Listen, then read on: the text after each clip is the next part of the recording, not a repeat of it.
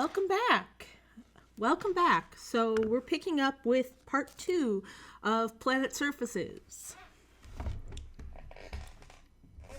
So right now we're going to focus on some of the larger scale processes, since on part 1 we talked about rocks, which include tectonics and volcanism.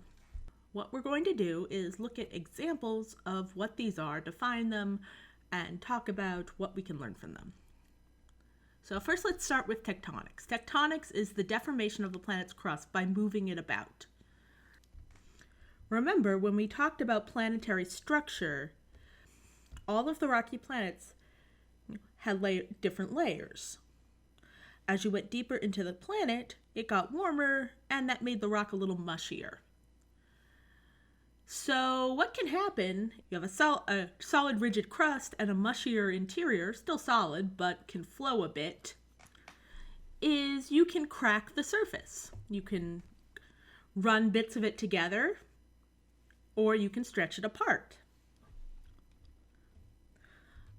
So what this can look like just in general is you can, for stretching features, extensional features, what you can get is what's called a horse and graben network, which is basically what's shown in the picture at left.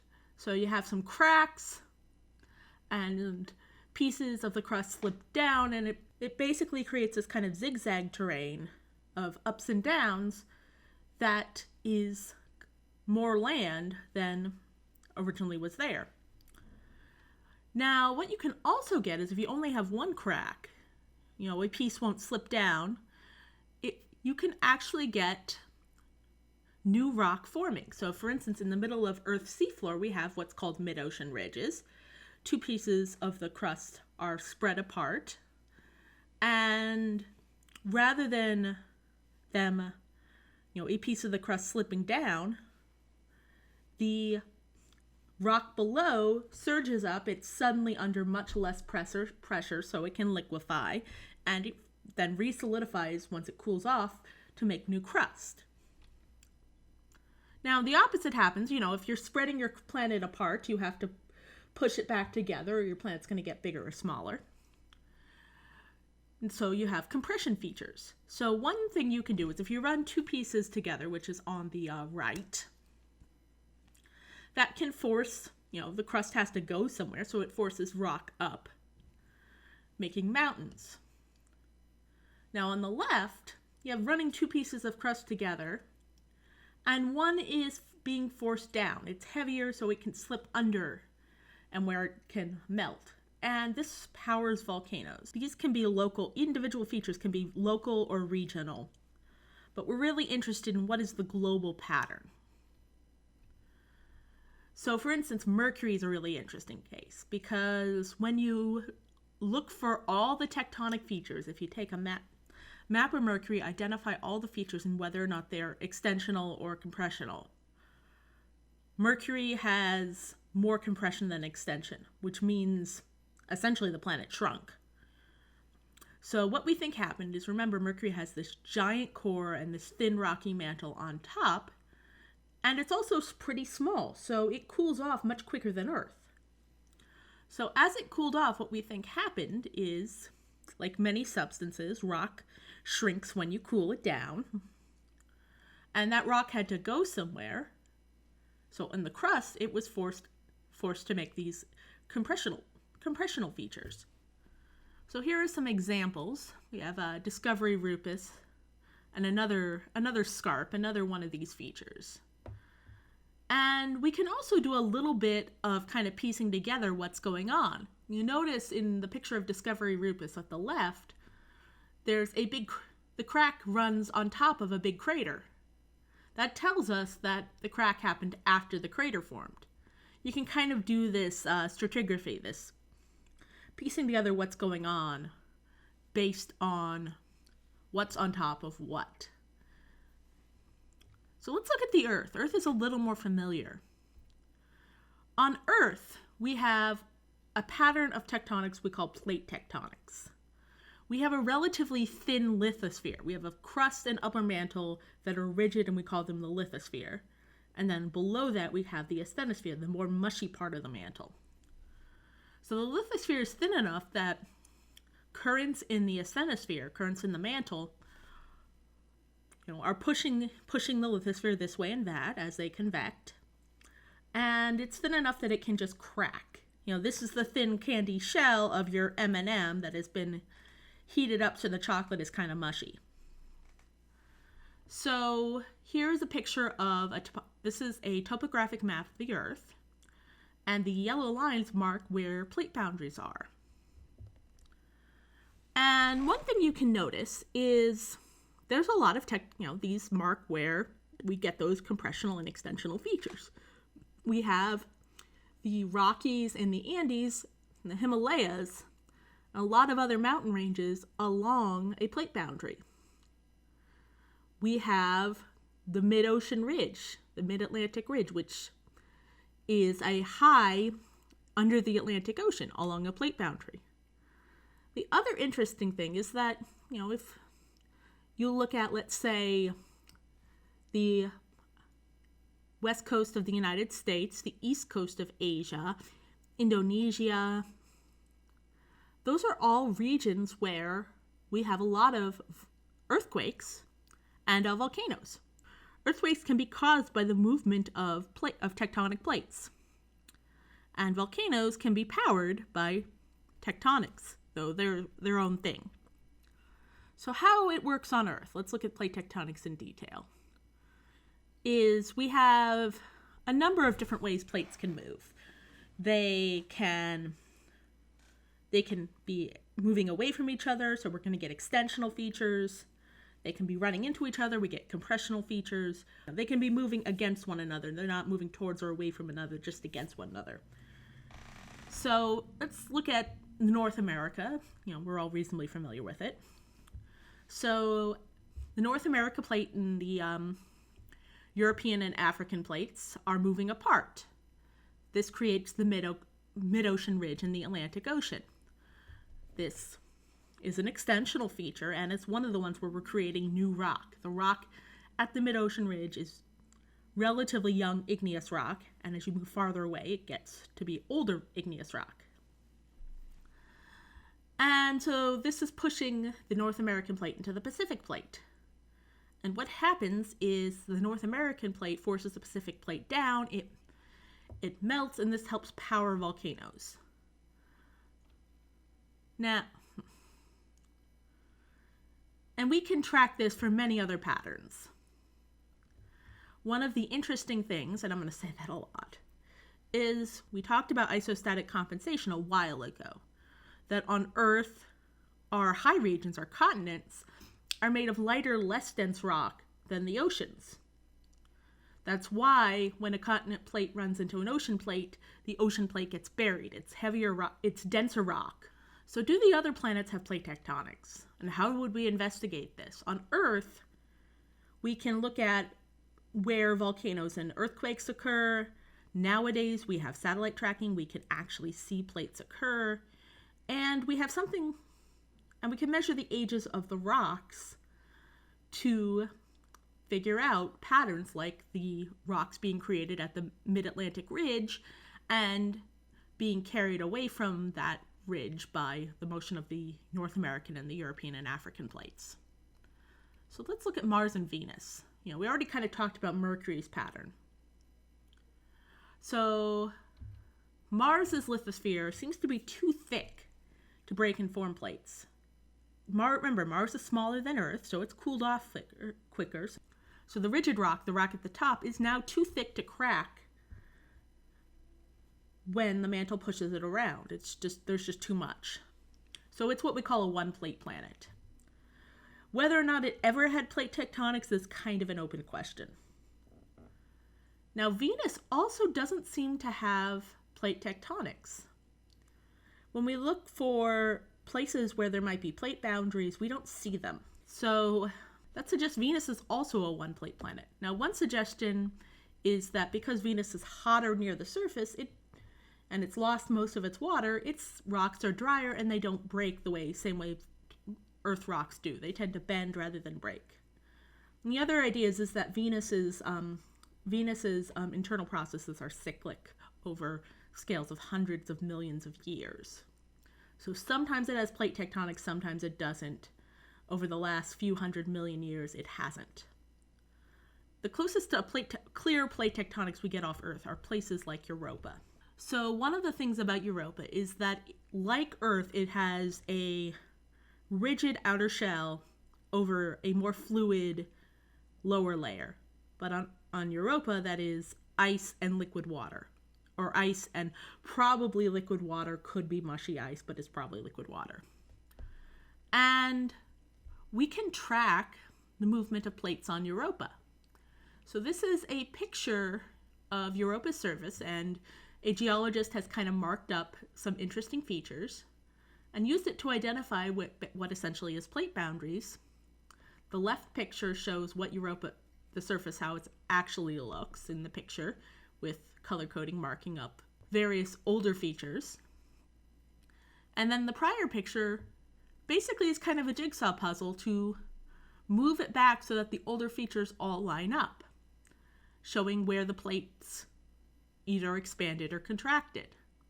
So you can see there was a big region at the lower end of the picture that used to be there, but was subducted, was buried under the other plate. So Europa seems to have something like plate tectonics. You know, it's not exact, again, because we're working with ice, not rock, but it's the closest we seem to have in the solar system.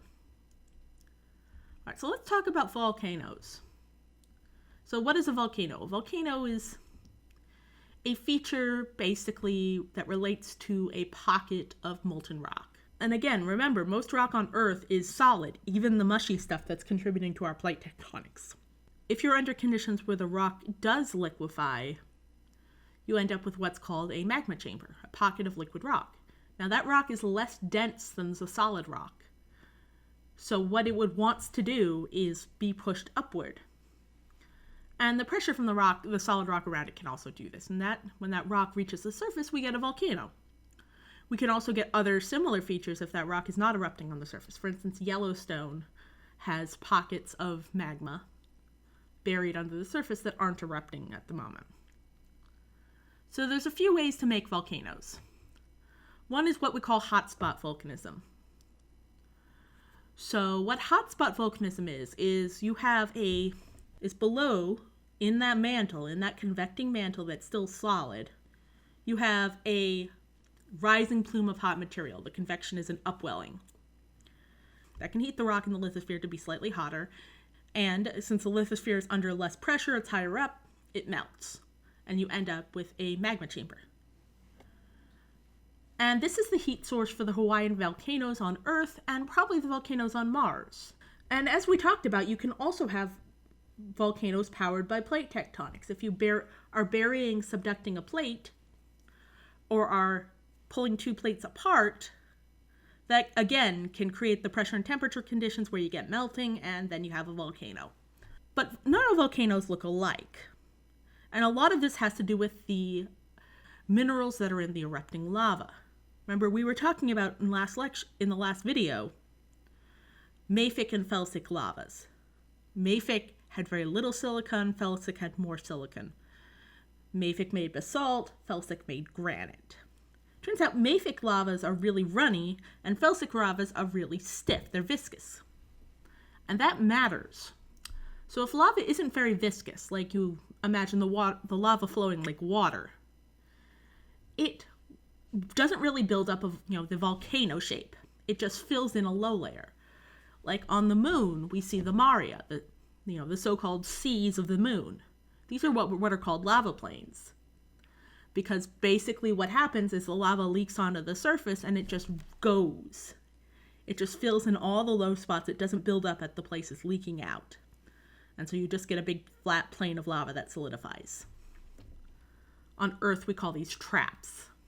Now, if you do have lava that's still a little more viscous, it builds up at the place it's coming out of the surface, but it spreads a long way. So it doesn't build a tall structure, it builds a wide structure. And we call these a shield volcano as an example. Hawaii's volcanoes are shield volcanoes. Olympus Mons, the largest volcano in the solar system, is a shield volcano. It is on Mars. So we're already getting this idea that hotspot volcanoes tend to be shield volcanoes, which means their lava is pretty runny. So for scale, here's what Olympus Mons looks like. So there's a map of the footprint of the volcano, and that's relative to France. So if you want a more American reference, it's about the size of Arizona. Now, at the bottom are pictured a number of other options for comparison, for our height comparison. So there's Olympus Mons. And in the green at right is Mauna Kea. Mauna Kea is the largest volcano in Hawaii. It's also a shield volcano, and you can kind of see they have similar shapes. They look like, a round shield set on the ground. And you also see Mount Everest. Mount Everest is not a volcano, it is a tectonic feature, but is the highest point on Earth, while Mauna Kea is the largest mountain from peak to base. Mount Everest starts a bit higher than Mauna Kea.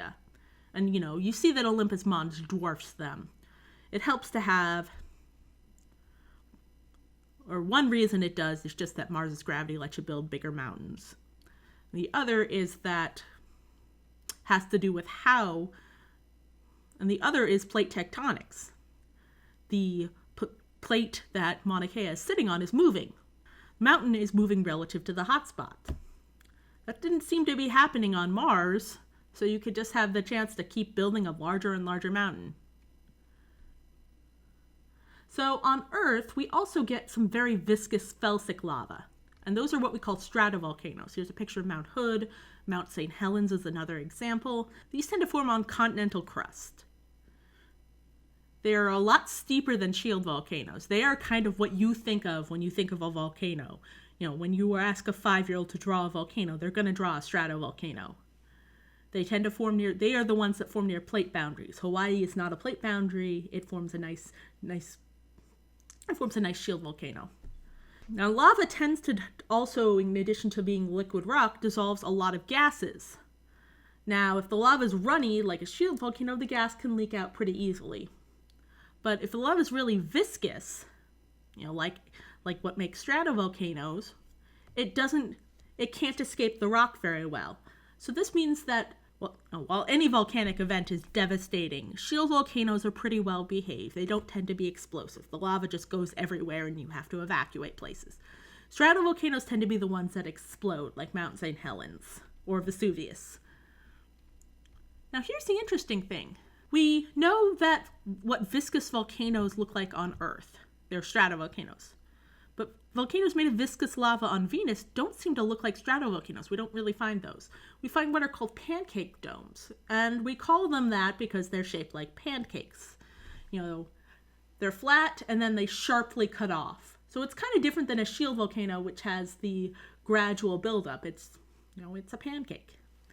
And we kind of think they form a bit like a pancake, except in reverse. You have a big dollop of lava come up from the ground. It spreads slowly until it cools off, and you end up with, delicious rock pancakes. That might be the difference between them and the stratovolcanoes. Stratovolcanoes erupt over many, many times. So coming back to Venus, we talked about why Mars probably does not have plate tectonics. It's cooled off too much. Its lithosphere is too thick. It shut down plate tectonics. Venus doesn't seem to have plate tectonics. It just has volcanoes everywhere, and I do mean everywhere. Also, if we look at the age of the surface, which we're going to talk about how we find that later, it's all within 500 to 1,000 million years old. There's no signs of really old regions like we see on Mars, like we see on Earth, or anything. And the volcanic features are relatively uniform. So this suggests that sometime within the last billion years, Venus underwent a global volcanic event. Basically, the entire planet broke out in volcanoes. And this might be related to the fact Venus doesn't have plate tectonics. Plate tectonics lets the extra heat coming out from the interior of the Earth leak out through certain portions.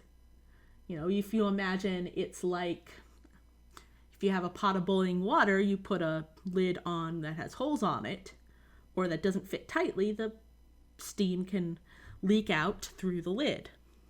You put a tight-fitting lid on that pot, what's going to happen is that lid is going to be launched upward as the entire thing explodes. So another name for one-plate planets is stagnant lid planets. So Venus might have gone through this explosion and now the heat is building up again. All right, so there's one more situation we want to talk about. And we already talked a little bit about it with Europa, which is, again, we have plenty of solid bodies that aren't made of silicates and other rocky materials. So the question then we're asked is, do they have volcanoes? Water is the major component, and one of the major differences between water and a lot of other stuff is that water, the liquid form, is denser than the solid form. For rock, the liquid tries to get to the surface because it is less dense. If you mix lava and solid rock together at the melting point, the liquid lava will rise to the surface. The only reason you get a solid lava crust is because it is basically cooler up there. If you could keep it all at the same temperature, the lava would solidify from the bottom up.